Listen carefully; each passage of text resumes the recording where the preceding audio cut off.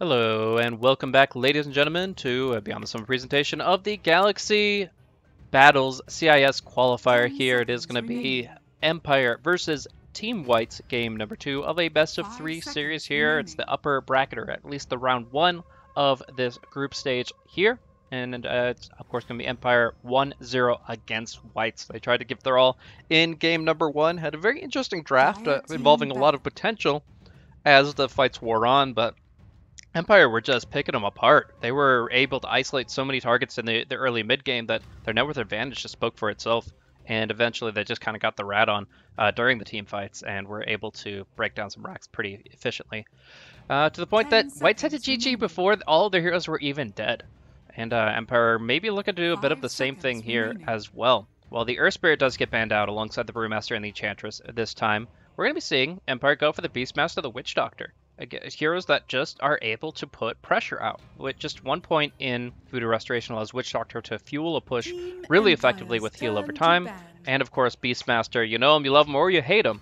But he is a very strong hero even after the most recent nerf. In the meantime, going to be an interesting pickup for Whites. Storo played really well in the Clockwork, so not surprised that he'll be picking it up once again. But Lone Druid picked up for Whites, and just trying to understand exactly what that hero's supposed to accomplish. He got a little buff in Bear HP, the most recent patch, but overall, this hero is still kind of in an interesting spot where you give him a lot of farm, he can obviously do a lot of damage, but his rapid, the cooldown on his rapid makes him a little bit inconsistent. He can be dispelled or purged very effectively to reduce his armor and damage output. I think that overall it's still a very strong pick, has a lot of value in the right hands, but we'll have to see exactly if it's effective enough to bring this series back and prevent Team Empire from bringing in the 2-0 shutout. Forgot to introduce myself. I'm Blaze at Blaze Casting, and it's been a while. I'll admit, guys, I have not cast in quite some time, majority of this year, so I'm just bringing it back here for the qualifiers a little bit and trying to give you guys some nice coverage here, well-rounded. In the meantime, Phase 2 goes away with Medusa and Venge banned out, so Empire are not going to be able to revisit almost any of the pieces from the previous draft, with 3 of their 5 heroes banned out. And yeah, it looks like Team Empire are going to have to kind of pull a new draft from the playbook. Beastmaster Witch Doctor already bringing a lot in terms of very short cooldown ultimates, some good physical damage output, and early push. So just keep going with that. The Venge would have been a perfect pick, I think, here for third pick for Silent, but instead, we're probably just going to be seeing some other form of physical damage output, or maybe something that does pretty well against the Bear. There are a lot of heroes that are very capable of controlling the Spirit Bear for the Lone Druid, so that obviously creates some potential and opportunities as well. Third pick coming out here, Wisp, going to be picked up for Empire. So obviously, short cooldowns is what I was talking about. Wisp is one of those heroes that brings a lot in the sense that his Relocate can follow up a Beastmaster Roar and guarantee a kill. Primal Roar is on a short cooldown. Relocate's a pretty short cooldown, especially as you rank it up. And just being able to jump on a target that's guaranteed initiated on with a Blink Roar. It's amazing. And even if you don't get the Blink, maybe you go for the push build with the Helm of the Dominator or the Necronomicon or some auras, you're still able to generally find a pretty easy Roar opportunity and follow that up. In the meantime, Witch Doctor, I forgot to mention that he does have some counter synergies against the Lone Druid. The Spirit Bear has to stay pretty close to its owner, so a Paralyzing Cast can make that pretty annoying, pretty difficult to play around. So overall, good pickups here from Empire, but Wisp has his weaknesses. Definitely can be limited by any kind of AoE control, any kind of AoE disable. And we'll go from there. We'll talk a little bit more as the picks come through of how IO's game is going to be. It's going to be, oh, a Jakiro pickup does have some AoE, not necessarily a lot of disable. Ice Path is all right. I look at this here and see much more of like a pusher, early fighter. Can clear out waves really well, so maybe the Beastmaster factor comes into play. I think overall Jakiro is a pretty solid pick. I would have maybe expected something more like a Disruptor. Disruptor is one of my favorite heroes, so maybe I'm a little bit biased, but really strong against Wisp in terms of his Glimpse. Good against any kind of flimsy support in terms of controlling with Kinetic Field and Static Storm. But here we see Jakiro instead, and I think that still has some value. Might even be a mid laner, technically, but I think most likely he's still going to be that kind of 4-position support. which is odd because that's what Storo's doing. So we'll kind of table that for now. Jakiro could technically play any role in this game. Phantom Assassin, on the other hand, will be playing the symbiote for Io, so he's going to be the carry that just gets fueled up by the Wisp. Interesting to note that I think it's level 20. The Wisp gets free attacks whenever a target hits, and Phantom Assassin's dagger does count as an attack. So maybe you get like I've seen the mechanism into Desolator build. It's a bit of a meme, but what it allows you to do is keep your carry alive like you normally do, but then also put out some decent damage when the hero like PA gets all those attacks in from her either increased attack speed or her daggers. So, and then I think she has like a double dagger talent, so, you know, it could rack it up along with the Beastmaster aura, you know? I don't think that's really the major part of the game plan, though. Wisp, at his core, is still kind of the same hero that you were looking at before. And he's going to be focusing on mobility and providing sustaining tools for his allies. And if he gets mega farmed, then maybe you'll see a little semi-carry coming out. On the other hand, you've got yourselves Mr. Omni Knight coming out for the side of whites. Repel on the bear can be really solid. Overall, it's a good pick. I don't know if it's going to be like a game changer here. I think that while it has the potential to turn a lot of fights, Omni Knight still has a lot of the same weaknesses. So let's say we get an offlane Omni Knight here. Clockwork helps him out. Astoro plays kind of a 4+3 in the offlane. You know, you should be able to get some good farm on the Omni Knight. He should be able to do some good work, but he doesn't offer any way to cancel out the Witch Doctor's ultimate. So if Shakir doesn't get the Ice Path out on him, then you're in some trouble. That's really, that's what you're relying on, is you're relying on the bear to scare the Witch Doctor, or you're looking at Shakir to Ice Path him. And if those two don't connect, I don't think the Clockwork's going to be able to land a hook. Good teams usually will protect that Death Ward pretty well. Omni Knight's ultimate, still really good against most of their damage sources right now. Guardian Angel versus both the PA, the Witch Doctor, and the Beastmaster. A lot of physical damage is going to be nullified. And then you also have a clear target to protect. When somebody gets roared, you just go for the heal into Repel, and that should deal with a lot of the incoming damage. So while it's not the pick I would have gone with, I still think that it does bring a lot to the table in terms of counterplay, as well as just, you know, early offensive. I think that's where this matchup really shines, is Empire and Whites really want to focus on the first 20 minutes of the game.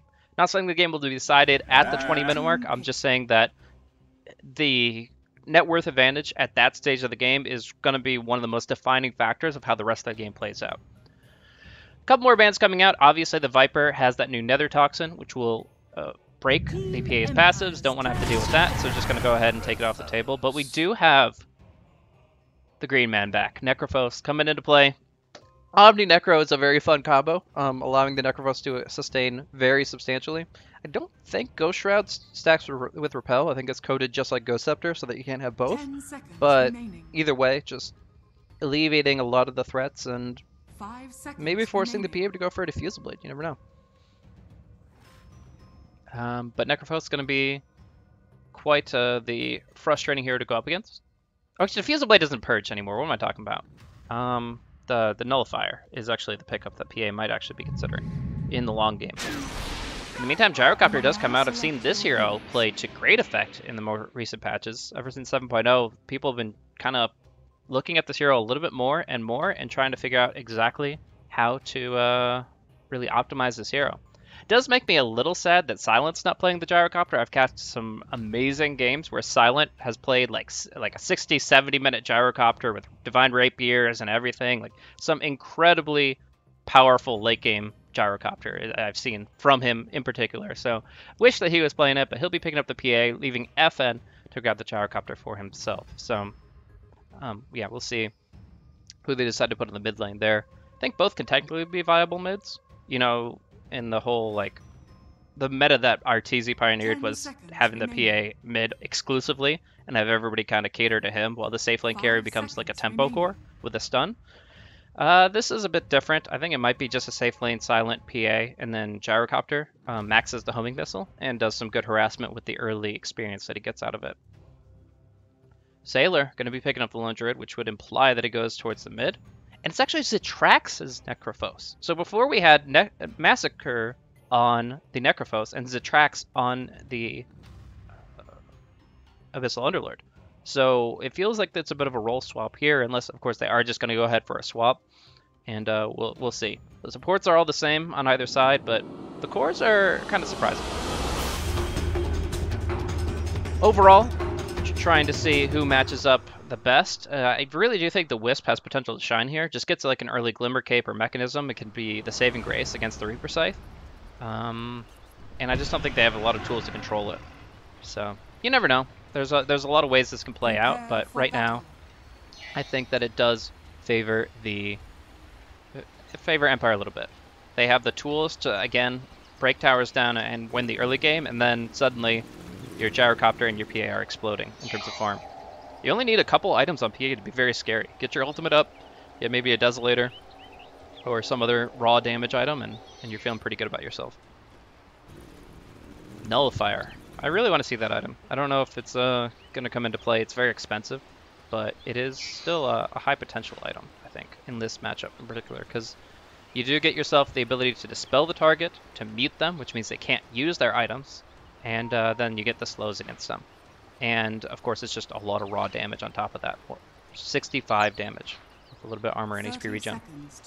So all in all, the Nullifier allows you to dispel this battle cry from the Spirit Bear. If he's indeed a melee Spirit Lone Druid, it might be a ranged Lone Druid. Haven't seen much of it comparatively, but you never know. I think, nah, it really could go either way with the Omni Knight. Omni Knight can really keep that squishy frame of the ranged Lone Druid alive, but can also be very effective at... Oh, Massacre. Does not want to walk into that. That's not your bounty rune, man. And it's just going to be a 3-for-1, it looks like, as Empire picks up the bounty rune, both bounty runes down bottom. But yeah, so the Omni Knight gives credence to either build, really, because the repelled Spirit Bear with Radiance is really strong to just kind of run at people. But of course, when you're playing the ranged Lone Druid, you're very squishy and need a hero like Omni Knight to keep you alive. So either way, I could see the value in it. But right now, we're just going to focus on the laning stage. FN going for some flak harassment. This allows him to push out lanes, collects runes, which can be really good if he gets the bottle early. And just, yeah, always put some early hits onto this Lone Druid and burn some early tangos. Down bottom's going to be where most of the action is. It's going to be a 2 versus 3, that 3+4 with Massacre and Storo combining up, but he's already used his Purification. He's got cast twice, so a little bit of slow action, and it might be the death of Massacre. In the meantime, Miposhka, pretty low. Won't have a cast for a while, but another dagger available. Yeah, I think this is going to be pretty important for both the Omni Knight and the Clockwork to go ahead and pick up a magic stick. There's going to be a lot of spells flying out here. Even if it's just like 4 spells per exchange, that's going to add up very quickly in terms of effective HP and survivability. So, very important that they get those items up quickly.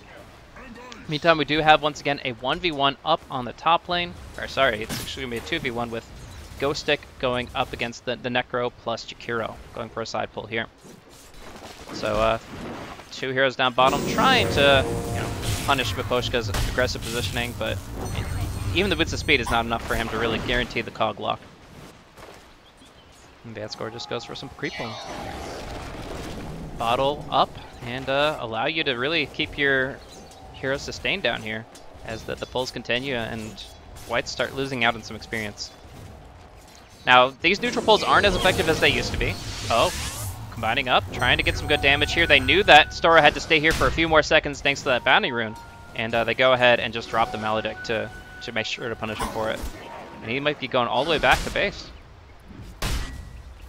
But yeah, pulling here is not as effective as it used to be because the enemy still gets the full experience unless it's an actual deny. But that cask is actually going to do a lot of damage here as it does jump twice. Going to go for the Magic Stick Purification. Is it going to be enough to get him out of here? One more hit is going to do it from Miposhka. And that is going to be your first blood in favor of the Witch Doctor, a hero that loves to get some early farm. Clockwork going to be TPing down bottom. They're going to retry this one. They're going to try to reset the lane and just say, okay, we lost one. We got pushed back a little bit, but we can still keep fighting. And you can only make that decision so many times. But Spirit Bear actually TPs back home.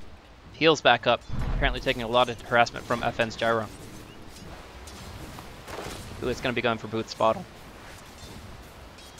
So yeah, this is a very tenuous lane to bottom. This can either start to bully back Empire, or more likely you're just going to see more uneven exchanges like this, where suddenly this level 2 Omni Knight is barely able to get anything out of the lane. He will get some hits here, but he's now got absolutely nothing left in the arsenal to try to stay alive here. Massacre's going to take some big hits, and Storo, while getting a massive cogs off, will still get caught out with a lot of damage against him. Pushka is going to get healed up a bit by Vanscore. Nice use of the Fairy Fire and the bottle, turning it around against Massacre, dropping very, very low, and will go down. No time to salve at all, and Storo, even with the Fairy Fire, will be dropped as well. Very key rotation for Vanscore, coming in, getting the heals, but Pushka, he was like a hit from death, and now he's full HP. That Voodoo Restoration, the bottle, and the Fairy Fire all working really well with the tether to keep the hero sustained. They could even get to bottle up a Bounty Rune here, get their mana back up as well. Grabbing the DD, yep. Nice pickup for Vanscore here.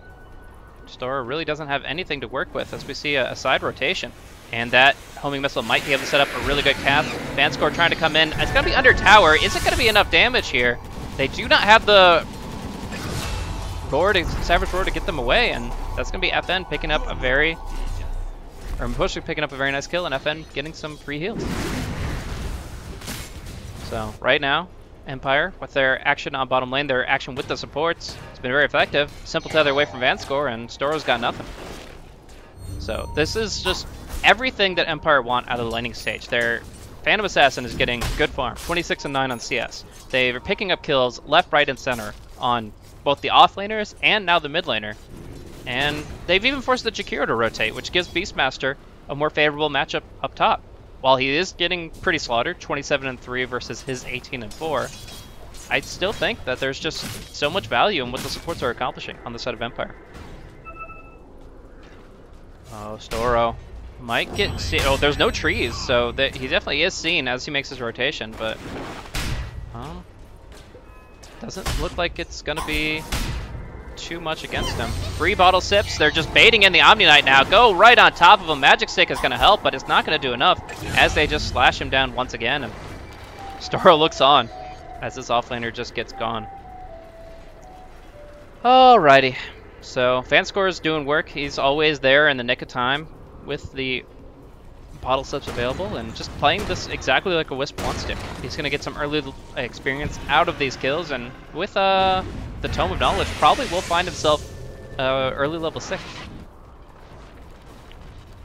Now, Necrophos, obviously I mentioned last game, it's very important that the Necrophos get this early farm. Going to be putting it towards phase boots once again, and I think the mobility is more important in this game than the previous one, but Storo looking for the neutral deny, does get it. The neutrals will eat that one up. Radiant's top tower is under attack. But yeah, the Necrophos is definitely looking for some big items this game. I'm going to go for the Phase Boots into Veil build that we saw previously, but after that, still wants some major items. Liquid Sphere is actually pretty solid this game. It does get taken off a little easily by the PA's Dagger, but otherwise it's a really good item. And this is an adjustment in tactics. Storo, level 2 Clockwork, makes his way up to the top lane. He's been going bottom, maybe a little mid-rotation the entire game. So 7 minutes in, making an adjustment, trying to find an opening, but the Hawk scouts it out. Ghostic sees it coming, and there's nothing doing. Storo is getting absolutely nothing out of this early game, and in fact, they might even be able to counter-initiate with the Roar. Pops it off, good damage coming in, the axes amp it up, and one more hit from Vanscore. Nice little pick up there. Massacre, it looks like he has stolen a little bit of farm here with the Purification. FN's a little annoyed by that, but still, across the board, Empire getting more out of this game. Maledict? Man, just harassing. Citrax, putting some good damage in this tier 1 tower, nearly 400 HP. They should be able to bring this one down, but I think that after that, the Necrophos has to start getting involved. Take the tower, finish the Veil, and start moving. Nice little route here on the gyrocopter. They're trying to bait the bear a little bit, and they're actually putting the homing missile onto the lone druid himself. So, in the end, Vanscore really nullifies so much of their attempts here across the map. Attempting on the Beastmaster, Wisp is there. Jumping on the gyrocopter, getting a really timely route. Nope, Wisp is there. Thinking you have a kill on the PA down here, not so much. Witch Doctor up here, no siree. Van Score, the heal master. Just able to find the right time, the right place to jump in and get the heals out. You see his inventory, half of it is consumables, more than half. And it's all about maintaining his allies' HP.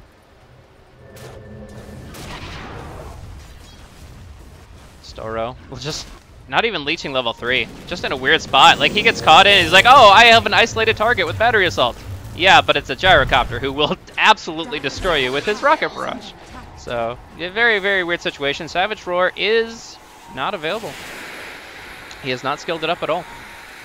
Goes for kind of a focused on farming build, and as a result has no counterplay when Silent goes in like this. Now they aren't going to finish this off. They do force the Omni TP, and that'll be about it. In the meantime, they leave the 170 HP tower up top, leave Beastmaster to freely push with a lot of summons, and they go and start poking at a full HP tower. That's also kind of a surprise. Alright. So, Beastmaster gets a free tower. Like, what just happened? Ghostic was constantly under tower, constantly running away from the aggression of the Jakiro Necro. Had nothing going for him in this late, and now suddenly he gets like 3 full creep waves and a free tower. What exactly was the plan here? Zitrax and Sam, they give up the goat up top, and maybe it was in the effort of Storo getting experience. Still level 2, he should hit 3 now. But yeah, in the effort of getting your lowest support some experience, you give up a whole tower and you don't finish off the one you almost had down. I'm not so sure about this situation here. Mavoshka does not pop the heal just yet. At least this infused raindrops are not ticking down from the fairy or from the dual breath. Keeps that alive at least. In the meantime, Mask of Manus big built up on Gyro, and is that Battle Fury for the PA? No. So Battle Fury. Oh, sorry about that. Silent gets picked up. Maybe a little bit of crit action in there, but they didn't even have to stun him. He was already pretty low, but he was confident because he had 2 healers behind him. Problem is, PA's quicker. Gets 1 crit, and down you go. Rotation for mid lane, where there's already a lot of pressure coming out. They do have the glyph, and they are trying to kind of get some counterplay here on mid. Fanscore, however, tethers away, and pretty much just forces out a bunch of TPs and leaves Silent to free farm. So yeah. Demon Edge is now equivalent to Battle Fury, so that threw me for a loop for a second there. Noob caster.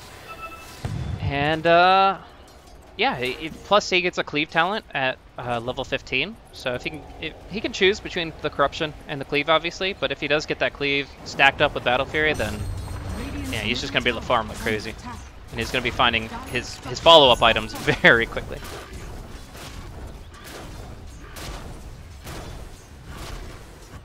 FN is going to be kind of the focused on damage dealing. He's going to be focused on fighting, and PA is actually going to be the farmer here. And I kind of thought that was the other way around, because oftentimes you'll see just like an early Desolator and just physical nuke damage coming in from the PA. But I'm sorry, I'm out of my mind here as FN just chases him down. A lot of movement speed with the Mask of Madness, Phase Boots, and Jakiro finishes off the mid tier 1, but can't do much more than that. But yeah, so it's kind of going to be the PA doing the farming with the Battle Fury, and the Gyrocopter focused more on fighting with the Mask of Menace Yasha build here. Phase, Mask, Yasha, just all about that move speed, all about getting on the target very quickly. Ghost Shroud hops off, Zitrax pulls himself to full HP, but is it going to matter? He gets ensnared, he gets everybody on top of him. 4 versus 1, and under the gun. It's going to be Necrophos dropping again. He's going to be working towards a Blade Mail, really good against Phantom Assassin. Other than that, Dagger, Radiance, hoping that he doesn't get targeted too heavily. Essentially, your game plan there is to rely entirely on the Omni Knight, who is getting gone on as well. Ensnared, not even needed. He just gets roared and killed. And things are not looking good for Whites. They just keep on finding themselves in places they shouldn't be. I don't want to make excuses for why I'm not finding these kills, but why is Omni Knight there? We see full control from Empire, and they're just continuing to kind of encroach on White's terrain. Storo can like leech. This is safe. This is like the only safe thing, and even then, if a Hawk happens to scout you, then you're screwed as well. Hawk is heading out this direction though, and Trying to catch out what Sacer is farming. Gets the flank, but Savage Roar will only push him towards the fountain, so not sure if this is even going to work out the way they want it to. Ghostic going to take a lot of hits here, doesn't have the reinforcements as Relocate is unavailable. And Wisp goes down as well. So Wisp gets hit up by the Reaper Scythe down on bottom. And of course they do get the flank on the Beastmaster up top. So Wisp is going to start using that Relocate more actively, and if he had it available with carry, full HP there, maybe they could have made something happen, but nah. In this case, Beastmaster just gets picked up, and Whites gets their first kills in the game. Suddenly putting themselves on the board in a big way, but still already in such a sore spot. Silent accidentally dodges out the hookshot and is able to just blink to safety. FN, low HP though. Not a spot he wants to be in, just tries to black things down. And very, very low. It's going to be a 3 going in onto the Necrophos. Guardian Angel pops off, and with the repel, is it going to be enough to pull him away? No, Silent crits him, and they're going to be able to finish him off. The Witch Doctor did get picked up over here while the gyro was low, so that is going to be another kill in their favor, as well as finally finish off this top tier 1 tower. The Whites need a lot more than that if we're going to get back in this game. Necro 3 almost up with Beastmaster. Kills happening all over all of a sudden, so at least it's an interesting game. Sacer gonna be able to escape despite the death ward. And go ahead, summon the bear from home. But yeah, it's still not exactly where he wants to be in this game. He's gonna be going, it looks like, for a ranged build. He goes for the... Oh, he doesn't go for the attack range though. So he's got Mask of Madness, Maelstrom, but he could put down the bear later. We'll see exactly what he intends to do. Maybe he just doesn't feel very confident in his raw effective HP the way the Necrophos does. I guess the game plan is for Omni Knight to spend so many resources onto the Necrophos to keep him alive that the Lone Druid kind of has to tank up himself. But we'll see.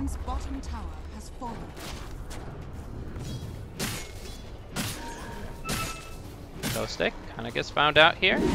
Pretty tanky hero, but isolated like this, it should be no time before he gets gone. And yeah, Master Power Cogs, easy peasy. Vanscore on the other hand gets caught out, rooted, iced, and finished off. And this is the situation where White's lineup is really strong. Just going 4-man like this, finding targets that frankly just don't see you coming, and being able to just focus down towers and heroes alike. Very good at just focusing on 1 or 2 heroes at a time. Speaking of which, Witch Doctor, Miposhka has the TP scroll, but they have the Savage Roar as well. Nice attempt at going for the cast, but not going to be getting him out of this one. Miposhka feeds up top.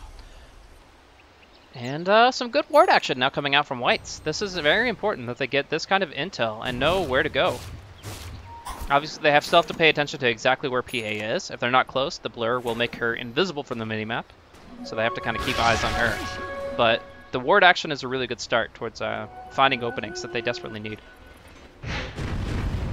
Mechanism attempt from Massacre. We'll see how long it takes him to build it up, though. We saw last game, he kind of got caught up on the Yule Scepter and had to go for some cheaper items to stay in it. Looking for a smoke under ward. Very unfortunate.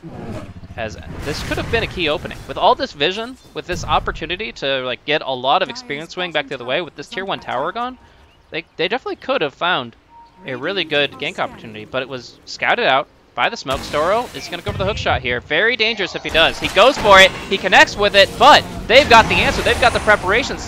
Storo is going to be going down first. FN relocated out. Now the Beastmaster coming in from the flank. Ghostic, who's he going to go on? Oh, Wisp and Gyrocopter are not here, so Ghostic does not get the call to arms just yet. Instead they go on Massacre. Boom goes the Dynamite, and down goes the Omni. Fear on Ghostic, but he still got the Roar onto the Necro, and that's all she wrote.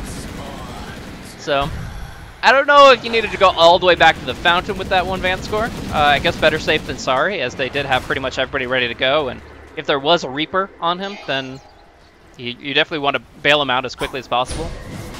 But, end of the day, yeah, it's still going to be Empire, who see that one coming thanks to their Observer Ward on the high ground here, who take the really lucky crits on Omni Knight to prevent any counterplay from him, and then to take Roshan for themselves at the 18-minute mark here. So Aegis the Immortal here on the PA, who now gets to go more towards fighting and farming, getting the Manta style. PA's illusions are really good. This is something that a lot of people forgot because, frankly, the item build for PA changed so much as the hero got not necessarily reworked, but just tuned in certain ways where the Stifling Dagger was so much more valuable. But at the end of the day, this hero has two really good passes, both evasion and crit. And it means that she's going to be able to just throw out the Manta illusions, just have them do their thing. Clear out wave after wave. So really strong. I see a jump on mid here, Miposhka getting caught out. The Voodoo Restoration and the Magic Wand will keep him alive for a little while. Is it going to be enough? They don't want to go under tower for this. This is too far. Sailor goes in with the Mask of Madness double damage, but the trees keep the Witch Doctor alive, and in the meantime, Jakiro gets found out here. Just awkward. That should have been a kill. I mean, this Witch Doctor doesn't even have a Force Staff. He's just got a wand, and he survives through all that. Storo now getting killed off easily. Massacre does not want to pop GA on a single Omni Knight when they're not fighting. And the end result is now they've lost 2. They've gained nothing in enemy territory. Wall up top, they're pushing! Glyph pops out, but you've already got a Mask of Madness Gyrocopter. They're chasing down the Omni. He's got no TP, no way home, and top tier 3 is going down. Jakiro wants something, but what can you do? You can drop a little Ice Bath, and that's it? Oh no, this tier 3 is gone. That Omni Knight died down bottom, and now they relocate in forward, going in silent, goes on the lone druid, gets some good hits in. That buff is helping Sailor stay alive, but in the meantime, Sam is going down on the front lines. Now, some good AoE damage coming out. Will they just finish off the racks? FN focuses down the melee, finishes it. The priest will finish off the range. Hook shot coming in on FN, but Storo just drops! And Zitrax now with a Blade Mail on cooldown really can't do much. He's gonna get jumped, he's gonna get bursted, and he's going down! They've taken a top lane of Rex. They've taken hero kill after hero kill, and Empire have forced the GG here at 20 minutes in the game. Fast and furious Empire just rocking it. They find random pickoffs all across the map. They find their farm. They find everything they want in this game. And then just a couple of really good fights. Responding to the smoke gank of Whites. Able to find isolated targets and just slip away. Whites just didn't have the lockdown they needed in either game, I would say. And that's the key here, is like when one of your stuns is Ice Path and the other one is Reaper Scythe, you have to question how you're going to find these targets. Sure, you can pray for a first hit root, or maybe you get an amazing initiation from Storo, but we weren't seeing it. Storo had a better game in game 1 on the Clockwork, but overall in game 2 here, it felt rough. It felt like, I mean, he was level 2 for like 10 minutes, guys. I don't know what else to say to you. It was ugly. And that's the game. That's the match. I mean, player level. Player level. Let's see here. So you have Storo, the Clockwork, at 10 minutes. I think that's level 2. I think that's level 2. Okay, this is level 6. So, yeah, 2, 3, 4. Okay. 3, 4, 5, 6. So he's at level 3 at 10 minutes. And he was at level 6 at 14 minutes. Like, what more can you do? Like, you can't do anything in a game like that. You really can't. I like the idea from the Blade Mail, but didn't actually see it do anything this game. And just across the board, Empire, they're rocking it. And Vanscore, I mean, you could make a highlight reel out of just this game alone on his plays for Wisp. Saving allies over and over and over again. Save the Witch Doctor, save the PA, save the Beastmaster. Obviously, the relocate to help FN may be overkill, but still effective.